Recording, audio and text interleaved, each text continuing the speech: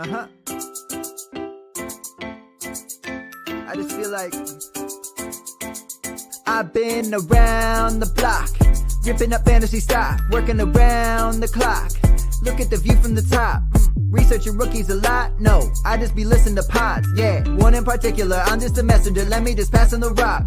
Browning, brunning, pruning, pronouncing ain't what he's doing. What he's doing is not losing, but infusing you with new things. And there's Dennis the Bennett, yeah. The man is a menace, yeah. Building a dynasty, some of the finest things. Promise you, you won't regret it.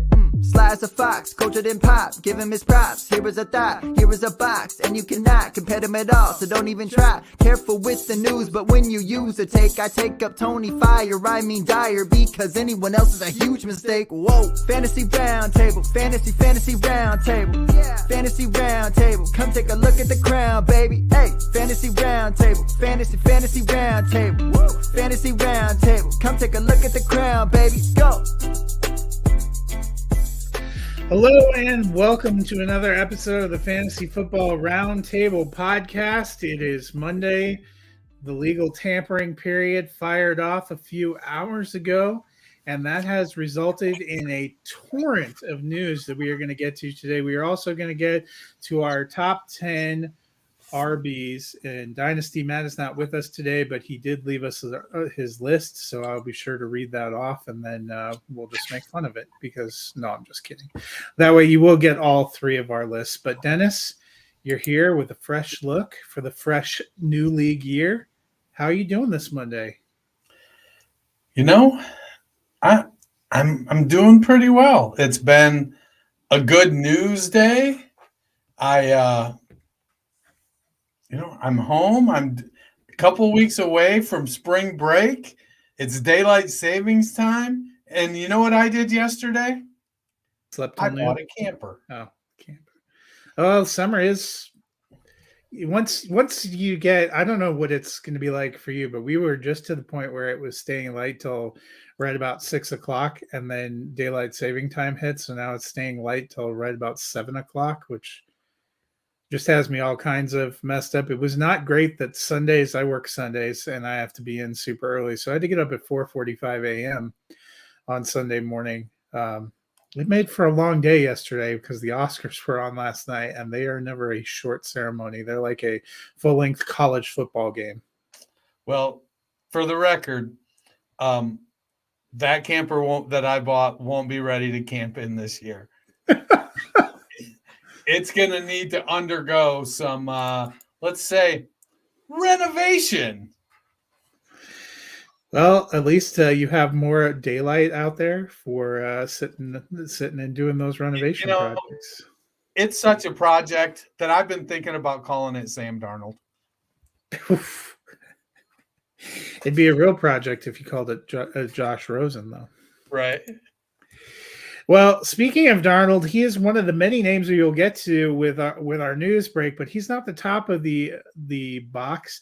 The top of the box is actually not a signing or a moving. It's Austin Eckler was trying to negotiate a contract extension. Doesn't seem like it's going well, and he has reportedly asked for permission to seek a trade. Dennis, we have a huge running back class in this draft class. We have a bunch of robust names on the free agent market for running backs. What does this mean to you, seeing that Eckler is requesting a trade? Do you think that'll be granted? Do you think he moves? I don't think so. They're looking for value. It doesn't feel like, we keep talking about running back the room. And so it doesn't feel like holding out is going to be a prudent move. He's got an okay contract for a 29-year-old. He was an undrafted free, which his way into being one of the best running backs in the league, Austin Eckler, but he is getting older.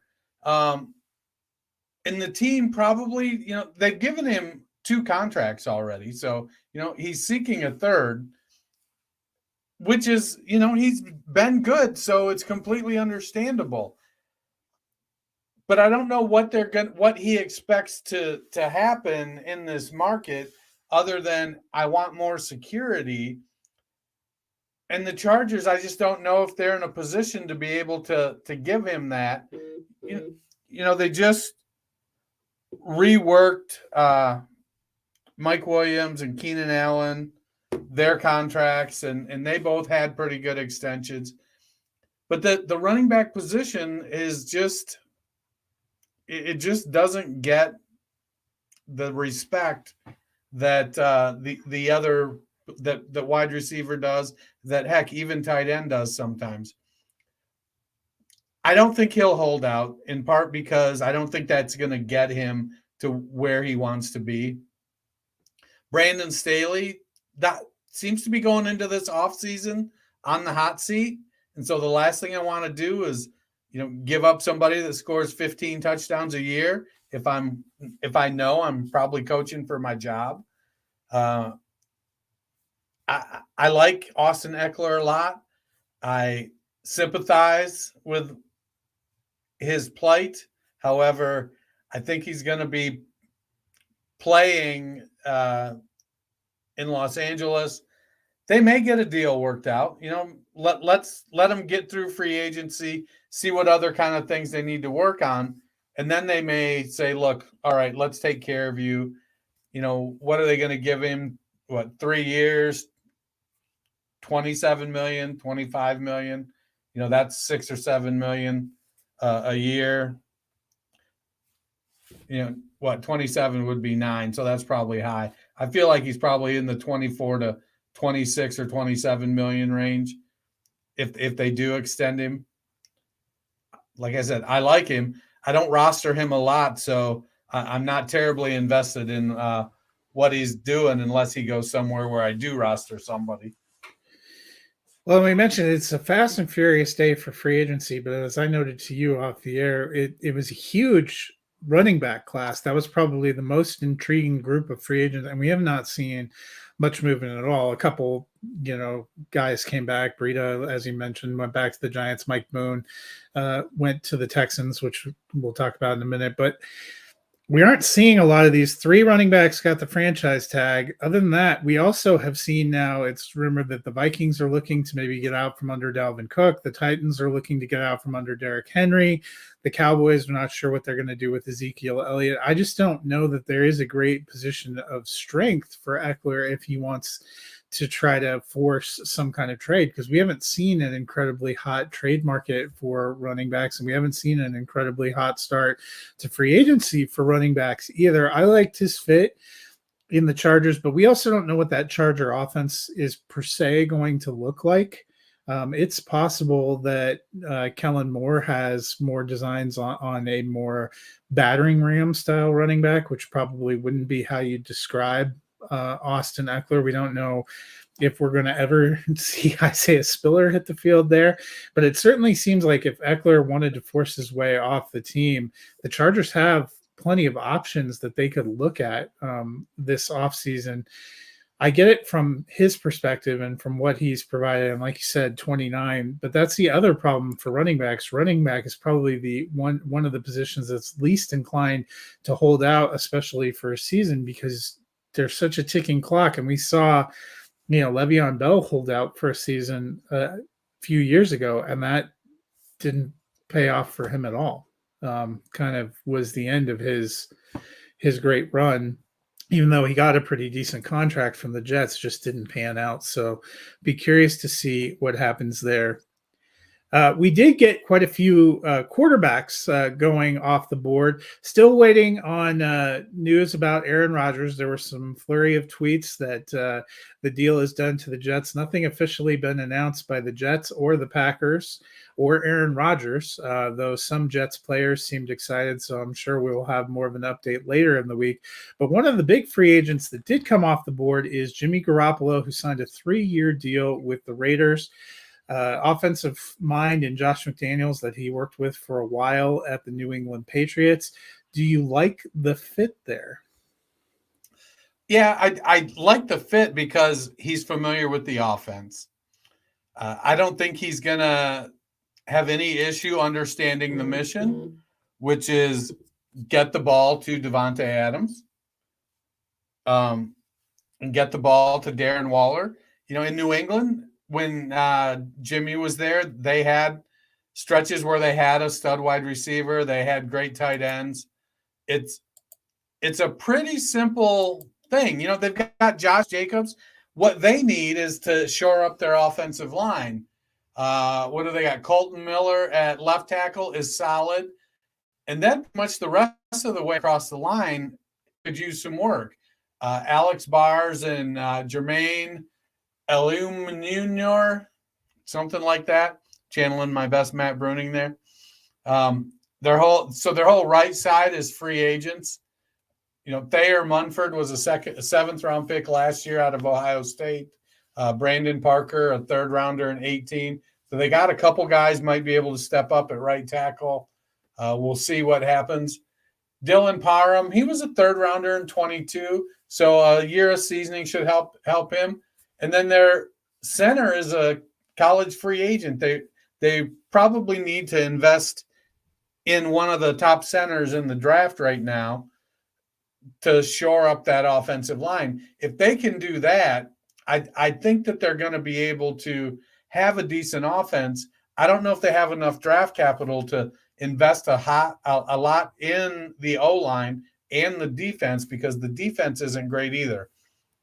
But I do know that Jimmy is a solid quarterback. He can distribute the ball. He knows how to run Josh McDaniels. Hopefully offense. he knows how to run Josh Jacobs too, because he's going to need him. Yeah. So it feels like he's set up to be successful. I just don't know if Josh McDaniels knows how to be successful on his own. I know you have. Spoiler alert: he does not. Yeah, I don't think it's a terrible signing. It makes a lot of sense given some of the other dominoes. You have to wonder how hard they may have pursued Aaron Rodgers, because it certainly seemed like there was a lot of smoke there a month ago. My question to you is, I don't actually think Jimmy G is better than Derek Carr. Do you? Oh, I probably wouldn't. I think they're pretty close. I think to me, I feel like they're in the same tier. Yeah. So, it was a lot of talk about needing to improve the quarterback situation. Okay. I guess we will see. It's a bold strategy, Cotton. We'll see how it pays off for him. A couple other quarterbacks that landed spots, most likely as backups. Mike White goes from the Jets to the Dolphins on a 2-year deal, which is great because we've pretty much universally decided that they need to have some options behind Tua. And Sam Darnold, kind of intriguing with how nicely he finished the season for the Panthers, takes a 1-year deal in San Francisco. Brock Purdy obviously had his surgery this week, probably not going to be available much during the season. That kind of leaves them with Trey Lance, who is supposed to be back fully healthy by training camp. But what do you make of these moves? Do you like the fits for White and Darnold? Actually, I think they're both fantastic moves. I think Mike White showed us that he can go in and play for a few games. Is he gonna, if Tua gets hurt in week 4, do I think that White can take them to the playoffs? I don't know. Miami, we'll see what that offense does. Kind of one of the things might have a better chance than Skylar Thompson. Well, one of the things that the Shanahan tree, that offense, I don't know if protecting the quarterback is how the best way to describe it, but the offense does put the quarterback in positions to be able to make successful plays. And then when you throw in having Tyreek Hill and Jalen Waddle in the mix as well, the potential is there that maybe if Tua gets him off to a 3-1, 4-1 start and then gets knocked out for the season, White may be able to go Cooper Rush on it and hold down the fort pretty well. I think Skylar Thompson showed that he's got a lot of moxie. He just needs to learn. And getting somebody in there, White came into the league as he was unheralded. He's 28 or 29 years old now. He's bounced around. I think he'll be able to share a lot with Skylar Thompson. Hey, the journey can, there are a lot of different journeys to get here. This was mine. You're probably not super highly regarded, And so it may very well be that you end up following the same kind of journey I did. Here's what I did to be able to get to be successful or stay in the league. Now it could all be moot, and Tua could be healthy all year long. That may go, that just may be what happens. But I really like the signing of Mike White. I think that gives them a solid insurance policy, and then it allows Skylar Thompson to continue to grow. Sam Darnold, a little bit different story. Darnold has had some issues in Carolina when he sort of had his rebirth last year, at the end of the year, and the year before at the beginning of the year. Some of it was they were protecting him, and he didn't have to carry the team. And so it may be that a team like San Francisco, where you've got Debo and Ayuk and Kittle and McCaffrey and a great running scheme, and you're just required to make quick decisions, and people are schemed wide open. If Darnold has to play, he could really surprise. I think that Purdy's going to have some time coming back from recovery. I think that Trey Lance, it's time for him to step up. He should be back now. He should be healthy. Given his draft capital, I think they'd like to see him succeed. But I think Sam Darnold makes sense as a really good insurance policy. He's there on a one-year deal. He may not see the field all season. He may step in and play really, really well if he has. It's the 49ers. He'll see the field as long as he makes the roster. I mean, would they use? They were pretty much down to almost using Christian McCaffrey at quarterback last season. So, I kind of like the moves too. You know what? It also struck me with adding White and already having Thompson is they must feel pretty confident about Tua and want him to be the guy, because I know there's been a lot of conjecture since the end of the season. Are they going to try to pursue Tom Brady, or are they going to try to go get another quarterback? Do they want to move on from Tua? I like Mike White as a solid backup option, but that to me strikes, I think we talked about that is the range of where he is. So I thought that was another thing that makes me feel a little more confident about Tua. The Falcons, they made a signing that we'll get to a little bit later when we talk about the defense rapid fire, but they also made a trade to acquire tight end Jonnu Smith from the Patriots, which is very important because they don't actually have they have Kyle Pitts. So Jonnu Smith signed 2 years ago for the Patriots and has not done anything for them. Now goes to a team where Kyle Pitts exists. What do you make of this move, Dennis? I don't like it. I mean, how could you? So Jonnu Smith is a move tight end H-back type of player. He's not very big. He's like in that Chigo Okonkwo. There was somebody else I mentioned the other day. But he's one of these smaller guys that, only weighs like 240. He can be useful. He can be useful for fantasy in the right system. It just going to Atlanta, they need a blocking tight end to free up Kyle Pitts. Now, is this a harbinger for them saying, well, we really think Kyle Pitts is actually a wide receiver, so now Kyle Pitts is going to be out wide on one side, Drake London, we're going to play Parker Hesse or these other big high position and still use Jonnu as the move tight end. Maybe that's it. Maybe it's Arthur Smith doing a favor for a friend. I don't know. To me, I don't think the fit is great because there's nothing that Jonnu Smith does that Kyle Pitts doesn't do magnitudes better. And so for me, it just seems odd. Are you okay? Maybe it's depth, and maybe you're saying, well, we've already seen Pitts have a couple injuries. We want to have a dynamic playmaker behind him. And at a 7th round pick, it's not terribly expensive. Okay, I suppose you can make that case. to me, it doesn't do anything for fantasy. The last thing we need is somebody to cannibalize touchdowns and red zone looks from Drake London and Kyle Pitts, and for that matter, Tyler Algier. Yeah, this is the rare trade that didn't make doesn't help either team. I don't think. I mean, What are questions for the Atlanta? Patriots will probably get an all-pro starter out of the deal in the 7th round, but I don't know though. You're talking about a team that the biggest criticism we've had for the last few years is that they don't have offensive weapons, and I know that I made jokes about them not using Jonnu Smith for the last 2 years, but they splashed out a lot of money 2 years ago to get Hunter Henry and Jonnu Smith. We saw one good season of Hunter Henry.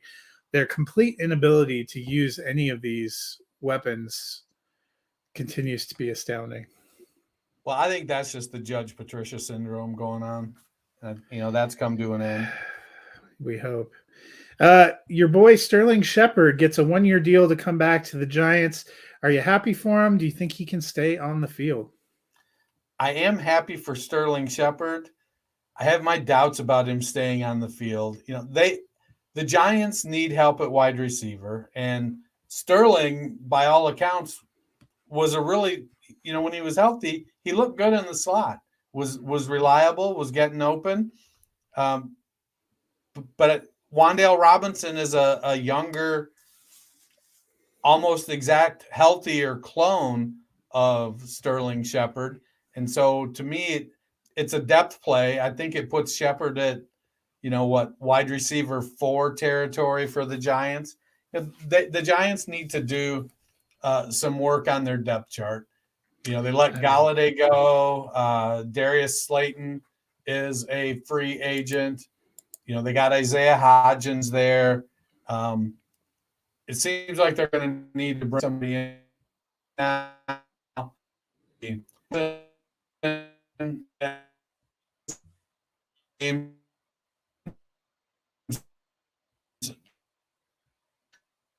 6 seasons as it is right now, they're lining up Hodgins, Shepard, and Robinson, 3 wide receivers, and Shepard and Robinson basically do the same thing. So it's a little puzzling to me. It feels like they need one more wide receiver. What was that? I hope they do something. I hope they do something in like the draft or something. I mean, they've got to get something. I was happy to see Shepard get to come back. I hope he gets to stay on the field. The Houston Texans were busy today. They went and they had the linebacker Chase Winovich. They added defensive tackle Hassan Ridgeway, who comes over from the 49ers, rejoining his former defensive coordinator. They picked up one of the few running back free agent deals, likely to be some kind of reserve. He's also a heck of a special teams player. And they also signed quarterback Case Keenum, who most people feel like is going to be their veteran backup. So, Dennis, most people think they're going to take a quarterback at number 2. I also do. What does this mean for Davis Mills? I think Mills is going to be there. I don't think Keenum is the long-term solution at backup quarterback just because of his age, but he is definitely a veteran presence. Having a quarterback room of Case Keenum, who's been in the league for a long time, has had to fight for everything he's gotten, knows how to, be a professional in the meeting rooms, handle all of that business, be ready when called upon. You've got Dave Mills, who has stepped up when he really was an unheralded guy. Nobody expected him. He played pretty well. He has a couple seasons with I don't know, I think he started probably 15 to 20 games in total over his first 2 years. So he's got some starts under his belt and could be positioned to be a really good long-term NFL backup. And then you bring in probably Bryce Young is who I expect they're going to take at number 2, because I think Stroud is going to go at number 1. To me, that gives you a really solid core in your quarterback room to build on and to build with. I think the Texans, they're bringing in some depth guys that maybe know the system. I think Ridgeway is one of those guys. He's probably, because of how well Houston has been playing, Ridgeway's probably going to step into a starting role. He's going to be a guy, heavy rotation at the interior defensive line, help make sure that the defensive line knows what's expected of them in a D'Amico Ryans defense and what their responsibilities are, be that veteran leader that just has a relationship with the coach. The other guy, Mike Boone, well, we fully expected them to pair somebody with Dameon Pierce. And Boone, while never really has taken off like I think some of us expected he might, I think this might be his opportunity. There's a chance that Houston still might be kind of playing it slow for one more season to kind of get some earlier draft picks next year as well. And then they really take off after stockpiling a lot of early draft picks and early drafted players. And then they're ready to go, take off in 24. I like the signings as a whole. Winovich is a guy that'll be able to step in, provide some pressure off the edge. He's not a Pro Bowl caliber player. He's a good guy. He's a guy that can make some plays. But will bounce around probably for the next few years on teams that need a defensive end / linebacker. So to me, all of the signings make a lot of sense for where Houston is in their rebuild. Yeah, my team, the Denver Broncos, made a smattering of signings too. Signed Jarrett Stidham to a 2-year deal to be the primary backup quarterback, and then worked on the blocking situation, getting right tackle Mike McGlinchey from the San Francisco 49ers and guard Ben Powers from the Ravens, then signing blocking tight end Chris Manhertz, who was most recently with the Jacksonville Jaguars. Dennis, they seem to be making a commitment to having a solid backup situation and having a solid foundation up front. Do you like the moves? Yeah, I think improving your offensive line is always a good idea. Now, how fast can they gel? They signed a guard. They signed McGlinchey. Is he a right tackle? I think he played right tackle in San Francisco. Yeah, he's the right tackle, and they have Garrett Bowles at left. So they want it. Russell needs to be protected. He's getting older. I think the signing of Stidham, who knows, maybe it's an opportunity for him to work his way into being the bridge quarterback in 3 or 4 years when it's time to move on from Russell. We'll see. Some of these guys come into the league and, they hang around and they get to be 27, 28 years old, and then the opportunity to be a starter presents itself. If they put in the work and do what they need to, it may work out fine. Stidham played well in his 1 start last year or 2 starts last year. He played pretty well. I don't know, I wasn't super high on him coming out of college, but, the guys I was higher on haven't done better. So take that for what it's worth. Yeah, interesting signings. I'm glad to see them bolstering the offensive line. Should be hopefully a boon to the running game. A couple other teams made offensive line moves. The Washington Commanders signed right tackle Andrew Wiley. Connor McGovern, the former Cowboys guard, goes to the Buffalo Bills. And Jawan Taylor, formerly, I believe, of Jacksonville, goes to be new left tackle for the Kansas City Chiefs. So what do you make of those moves? Well, I love it for the Chiefs because they let their right tackle and their left tackle walk. So I think Lucas Niang is going to get the shot at right tackle for Kansas City. They didn't want to pay Orlando Brown the money he was looking for.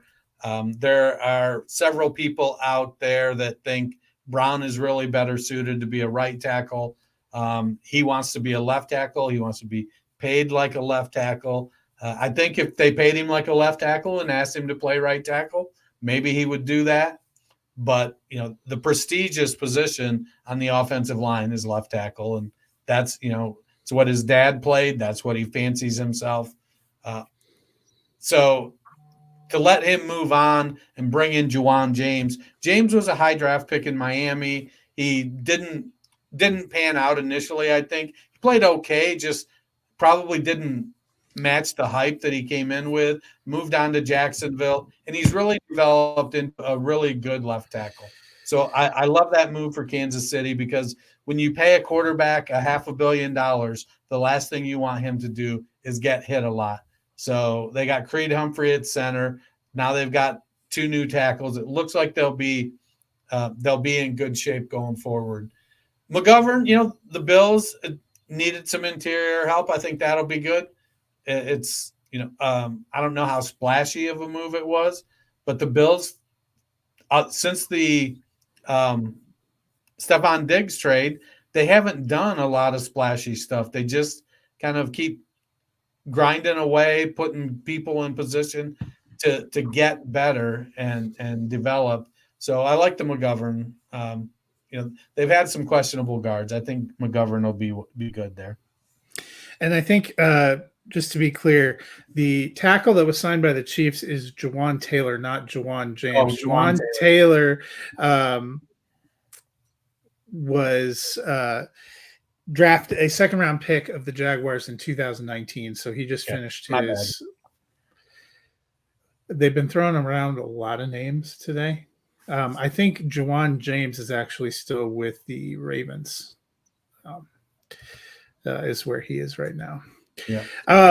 Another offensive signing, Josh Oliver, the tight end who spent last year with the Ravens, signs with the Vikings. What do you think of that move? They let Irv Smith go. TJ Hawkinson is a good two-way tight end. He's going to be the receiving tight end. Josh Oliver is a good blocking tight end. I think he suits in there well. I don't think it's going to move the needle for fantasy at all. I think if Hawkinson would happen to get injured, I'm not sure it would even move the needle then. It's a good signing, fills a position of need for the Vikings, but not terribly fantasy relevant. Yeah, kind of an interesting, obviously they have a ton of tight ends for the Ravens, so it makes sense that they'd let one go. Smattering of defensive signings here. I'm just going to chronicle a few of them and then let you touch on ones you wanted. Jalen Ramsey got traded from the Rams to the Dolphins, giving them kind of a premier cornerback. Deron Payne actually signs a 4-year deal with the Commanders. We got the franchise tag, was the first to get the franchise tag, ends up getting a long-term deal, so that was great. Tremaine Edmonds going over from the Buffalo Bills, a huge free agent deal with the Chicago Bears.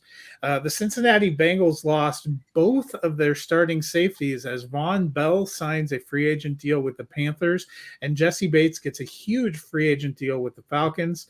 Javon Hargrave leaving the Eagles, the defensive tackle going to the San Francisco 49ers, a case of the rich getting richer. And cornerback Cam Sutton went from the Pittsburgh Steelers to the Detroit Lions, while Patrick Peterson, cornerback, went from the Minnesota Vikings to the Pittsburgh Steelers. Do any of those moves kind of move the needle for you, and should be worried about Cincinnati losing both of their big safeties back there? Well, Cincinnati is going to need to hope Dax Hill is ready to play.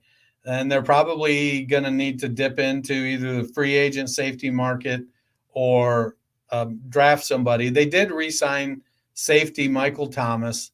So they didn't lose everybody that was eligible to go. But based on where those two guys were sort of in their careers and how well they were playing, I don't think a lot of people close to the Cincinnati team really expected them to bring both of them back, and they thought there was probably a real possibility that both of them would be gone.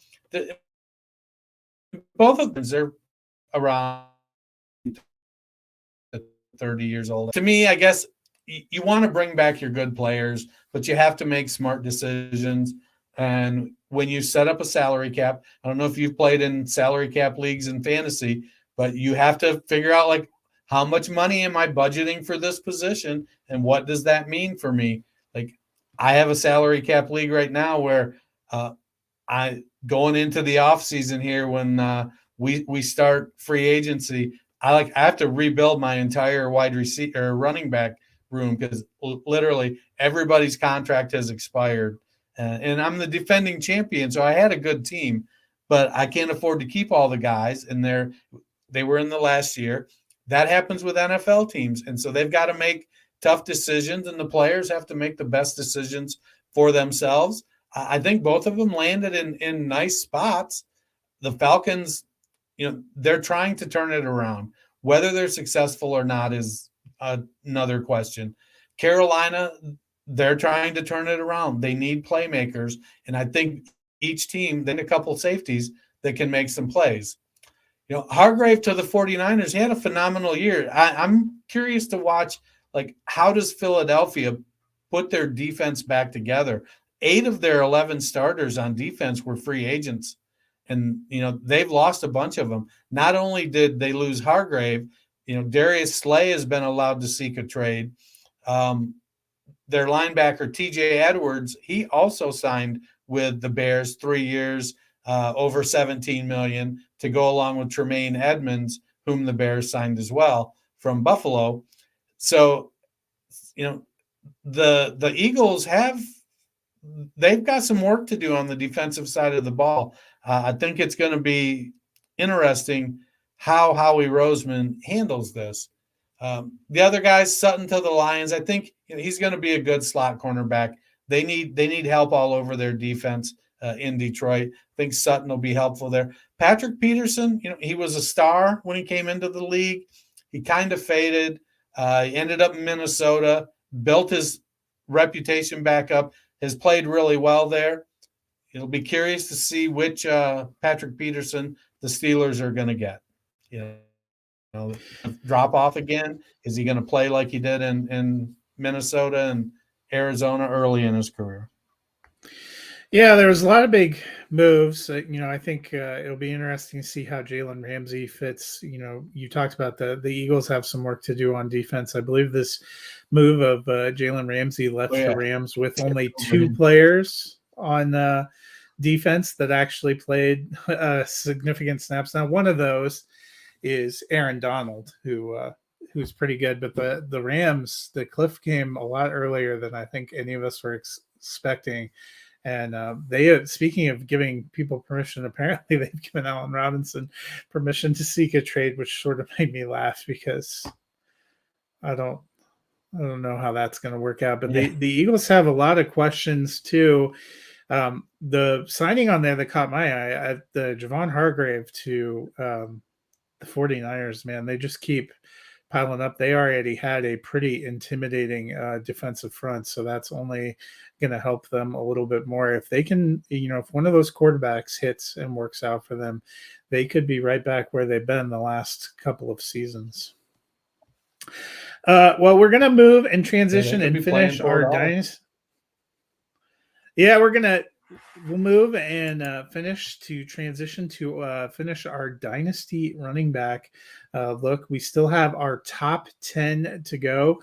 Dennis will be able to give his, and I'll give mine. I will read off Matt's. So I think for this top 10, we'll just take them in increments of 5. I'm going to read Matt's 10 through 6, and then Dennis, I'll let you take away yours.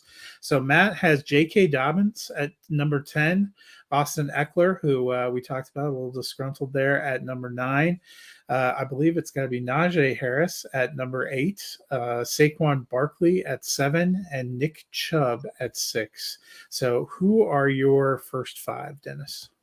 Well, I have Austin Eckler at 10. I just felt like they've been trying to get somebody to take the load off him. Well, now they've allowed him to seek a trade, or he's asked permission to be able to seek a trade.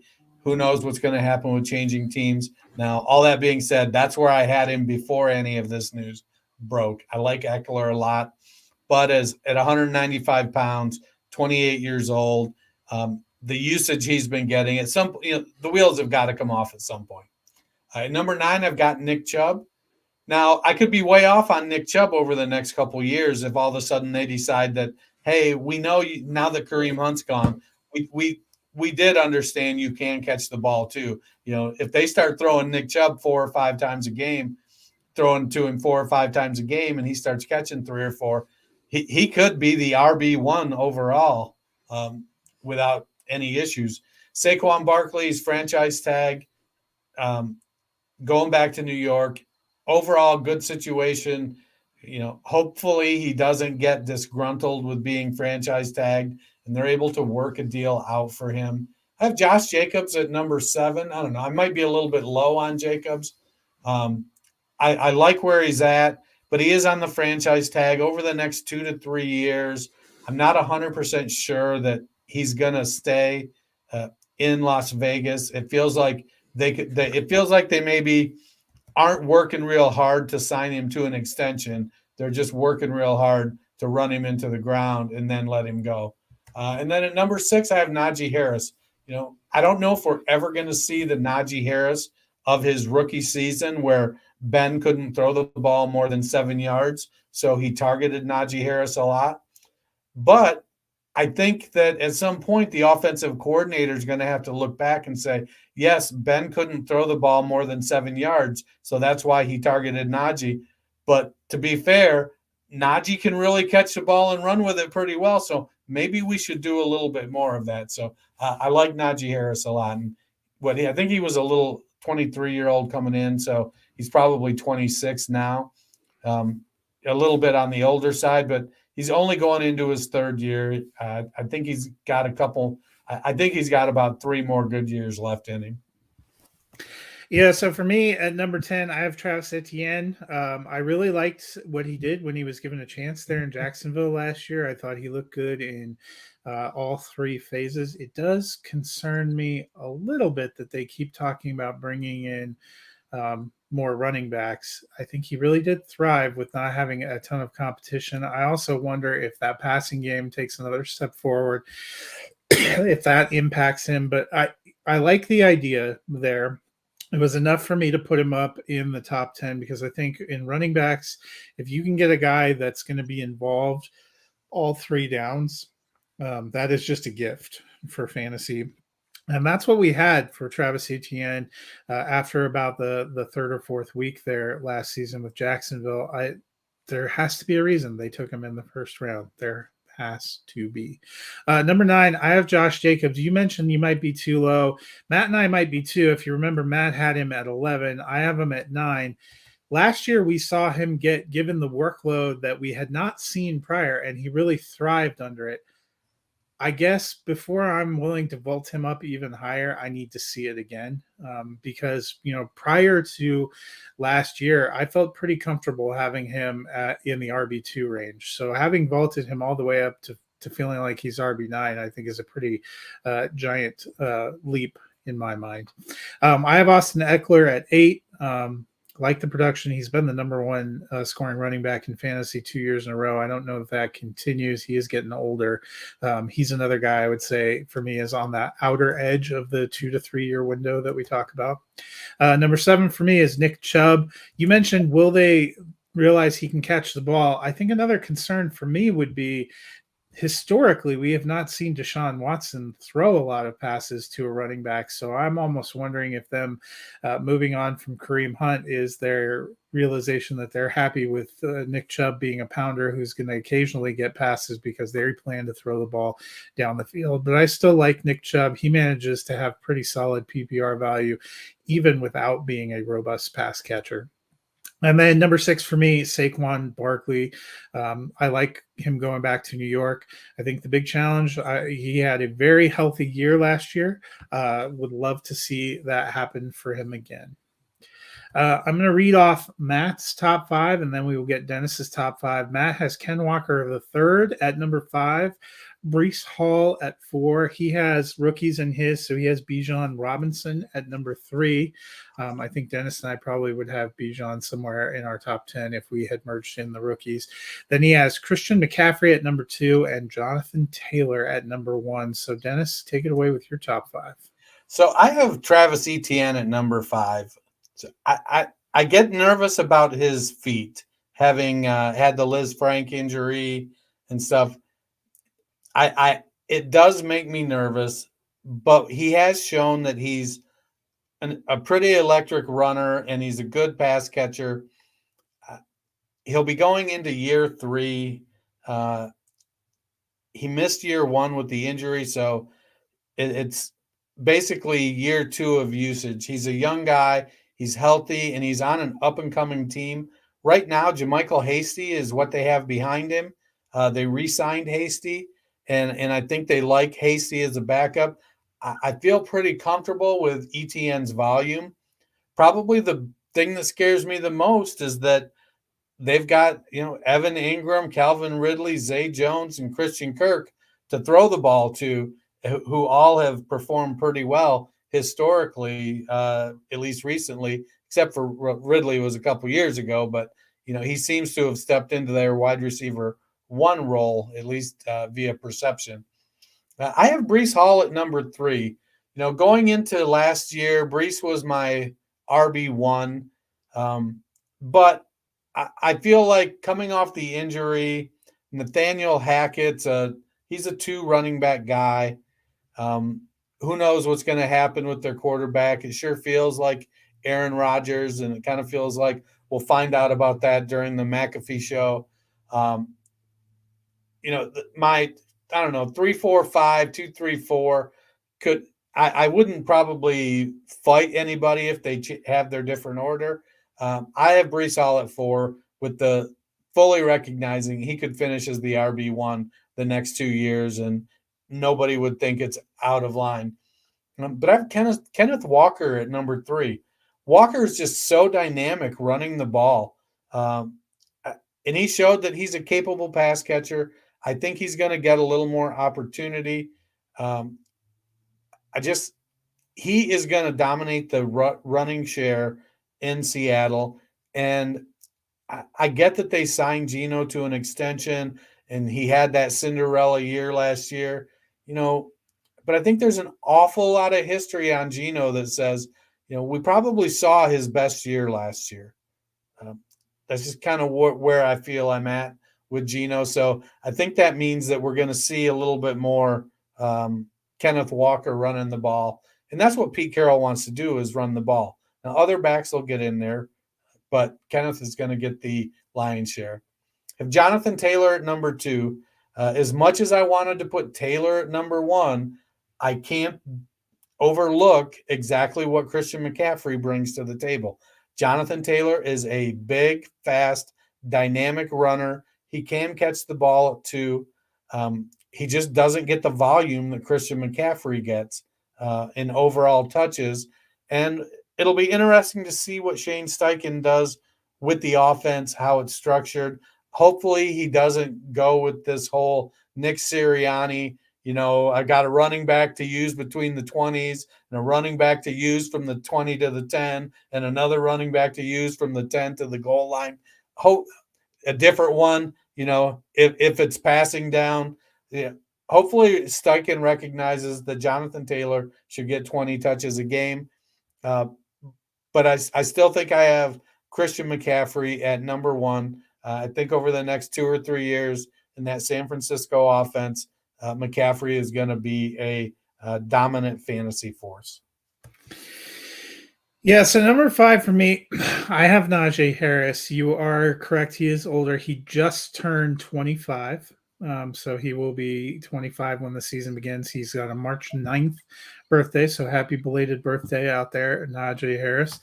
I think last year he went into his second season with some lower leg injuries. And because he never missed games or missed time, I think we tended to dismiss that. He was a player that definitely looked stronger on the back half of the season and seemed to get more involved. I think that was also as Kenny Pickett was getting more comfortable in the offense.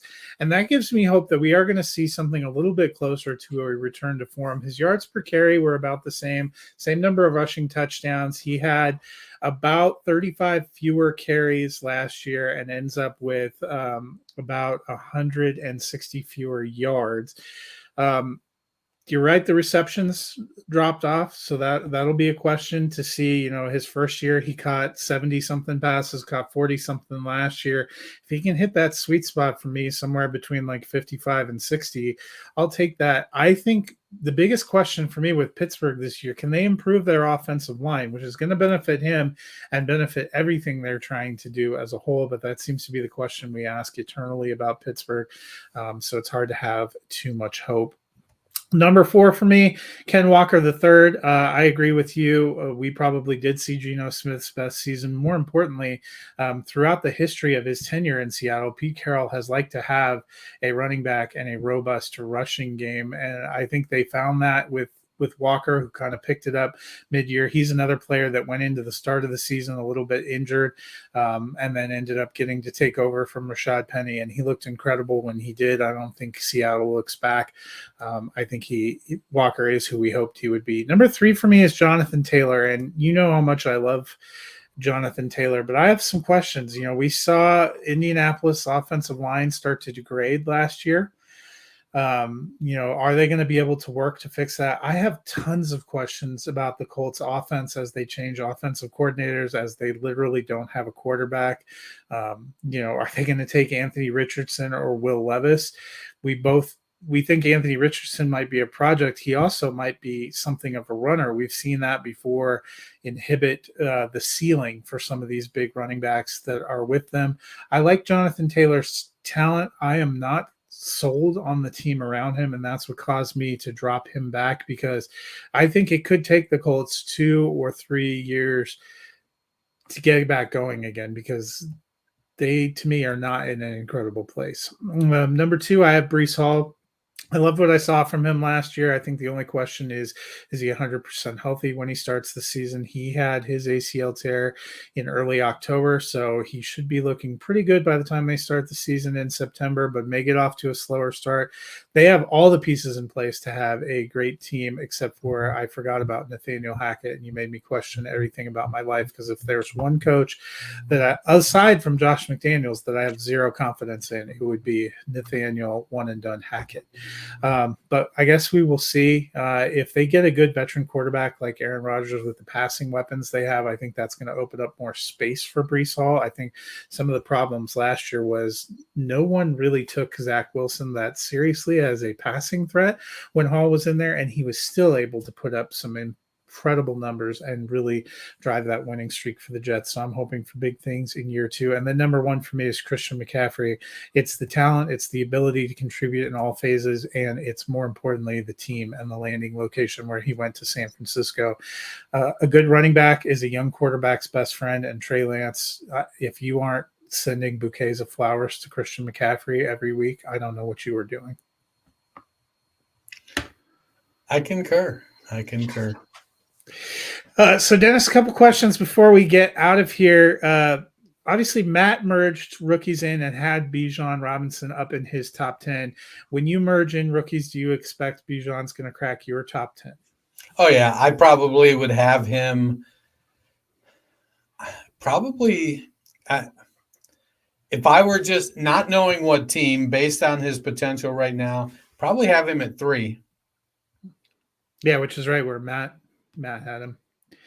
I think my other question for you, I also anticipate having Bijan up there. I know I'd have him in the top 5. I don't know if I would put him over Jonathan Taylor. I might put him in between Taylor and Walker right now. But I also want to see, part of me wants to see where he goes and if it makes me sad. Right. Which running back in the top 10 do you feel the least confident in? Well, for different reasons. Austin Eckler is one, because if he does get disgruntled, if he does hold out, if he gets traded and just doesn't vibe quickly with the new team, that could present an issue.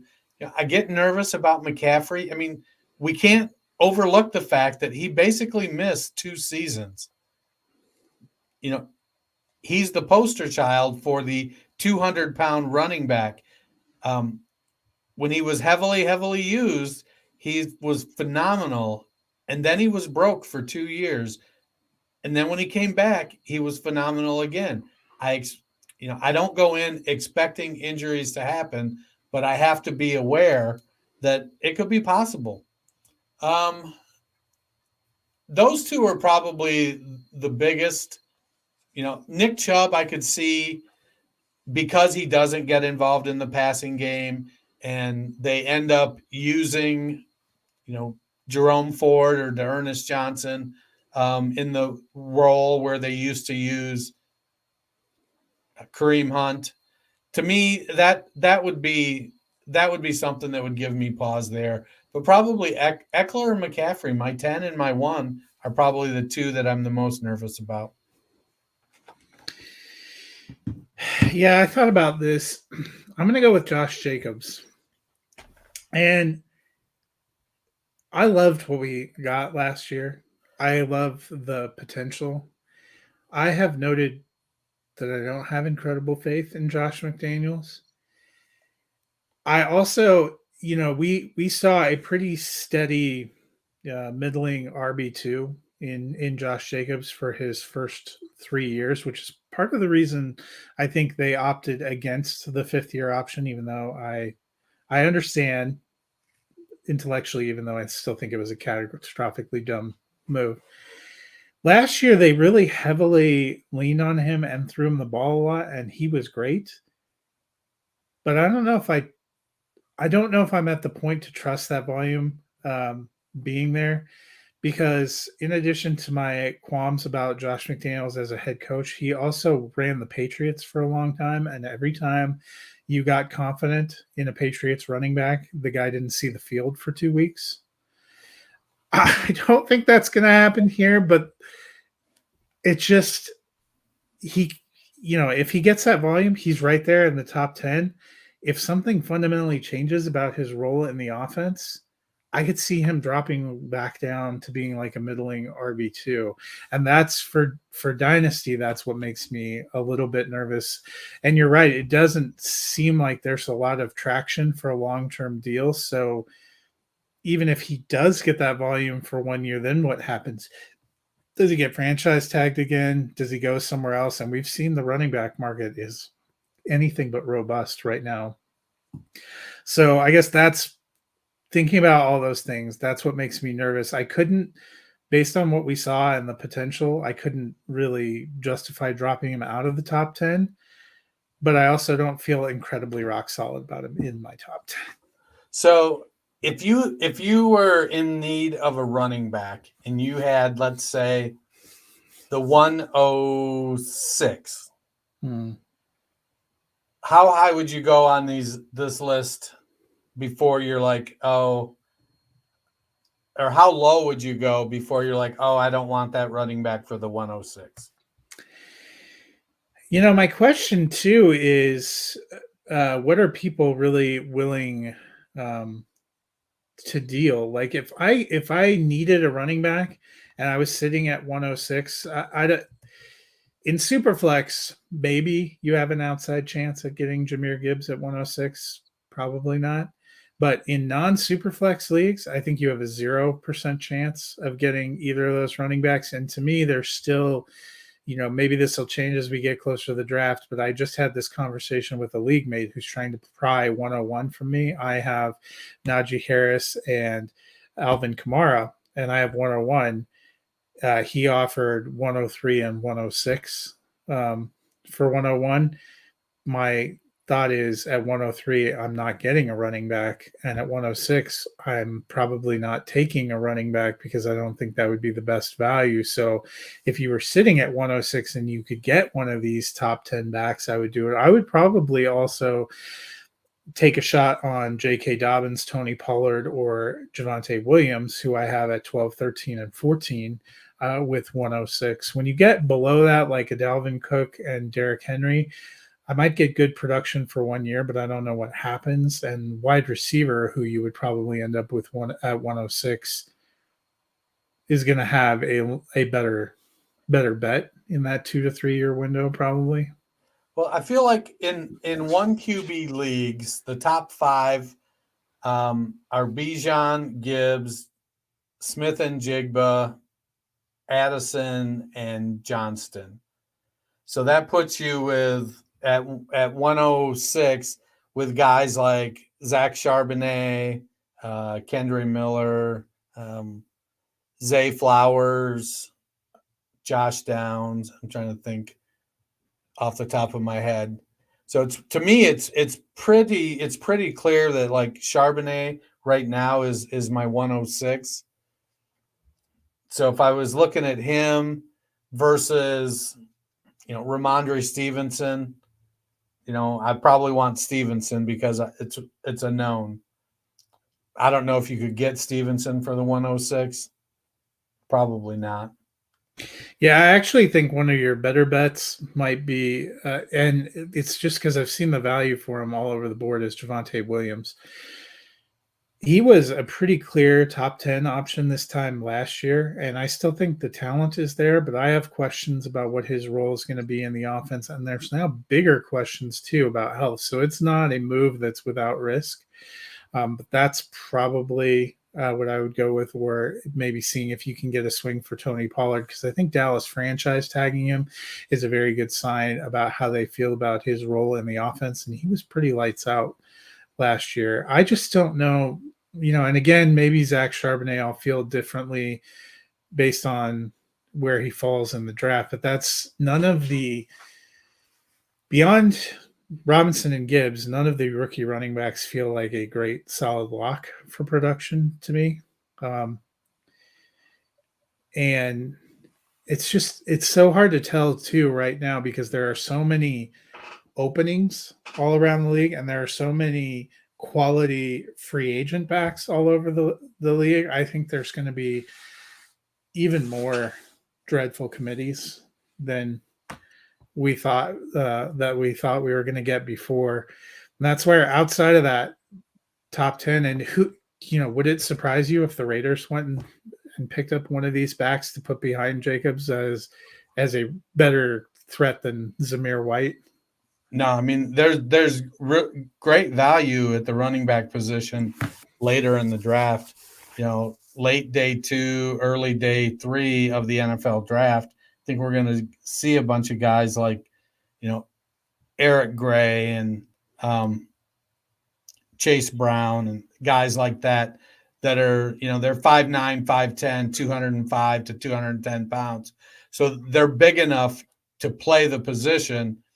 And handle 60% of the snaps and 50%, 60% of the touches. So, yeah, I think it's just such a crapshoot. You don't know who it's going to be, though.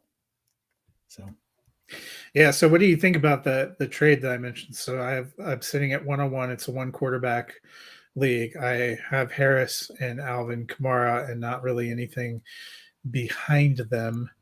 And I got offered 103, 106, and Josh Palmer. And I think I've pretty well ruled that out.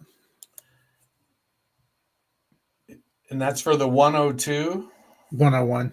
101. So 103, 106, and Josh Palmer. Mm-hmm.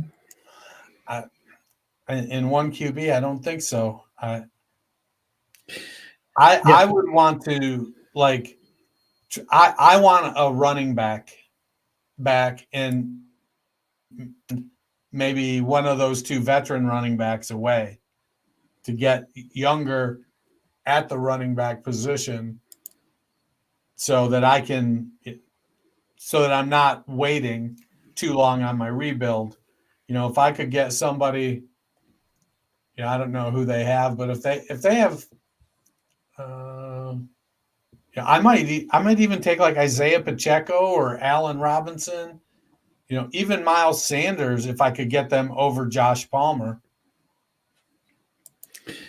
Yeah, I mentioned to the guy, Palmer does nothing for me. I have Amon-Ra St. Brown, Calvin Ridley, Garrett Wilson, Mike Evans, Rashad Bateman, and Donovan Peoples-Jones among my wide receivers. So I don't really need, and that's my hesitation to drop back to 3 because I've run a bunch of mocks, and in that one QB, it's pretty much always Robinson, Gibbs, 1, 2, and I imagine it's going to be that here. So if I wanting to improve my running back situation, trade back to 103. I'm almost consigning myself to take a wide receiver. Yeah, I mean, other guys like Tank Bigsby, Devin A. Chain, Zach Evans, Kendry Miller, Sean Tucker, Ty J. Spears. Most of those guys you're not going to want to take at 106 or even 103, especially 103. Yeah. Well, that'll do it for us today. Wrapping up the running backs there. We will have more free agent news, doubtless, when we are back on Friday. And we are going to try to get to the mock draft. We were going to try to do it today, but the explosion of news happened. So we're looking at a 1 quarterback rookie 4-round mock draft. We're going to work that in on Friday, provided that Aaron Rodgers doesn't suck all the oxygen out of everyone's lives by finally making a decision tomorrow. And you know what? Maybe he'll make an off-the-wall choice and he'll get traded to Carolina, and their move up to 101 will make even less sense than it does right now. Dennis, as people ponder Aaron Rodgers' future, what can they do?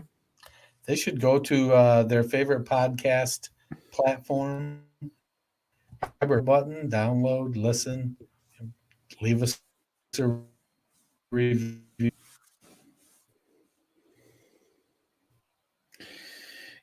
Yep. So we will look forward to seeing you on Friday. Matt should be back with us as well.